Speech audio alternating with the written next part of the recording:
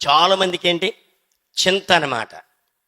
ఒక ఆమె నాకు తెలుస్తున్నటువంటి ఆమె ఏమని బట్టలు కొందామని వెళ్ళింది. బట్టలు కొందామని బట్టల షాప్కి వెళితే ఆ గుంటూరు పోయింది. పొద్దున్నే ఉదయాన్నే బట్టలు కొనుక్కోవచ్చు అని నైట్ వాళ్ళ బంధువుల ఇంటికి వెళ్ళింది.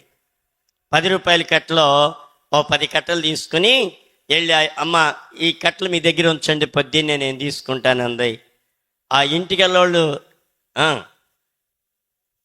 ఎవరు వాళ్ళు దరిద్రులు అనమాట. ఆ 10 కట్టల్లో ఒక కట్టలు లేపేశారు. ఎంత కట్ట? ఎంత? 1000 రూపాయలు. 1000 రూపాయలు లేపేశారు. లేపంగానే బట్టలు కొనుక్కొని డబ్బులు ఇద్దామని అక్కడ ఏమండి అది ఎప్పదీస్తే 9 కట్టలే ఉన్నాయి, 10వ కట్ట లేదు. అప్పుడు ఏమాంతంగా ఎరగ తీసుకుని కింద పడిపోయింది. గోవ అయ్యయ్యో అని చెప్పి ఈమెను హాస్పిటల్ తీసుకెళ్లారు.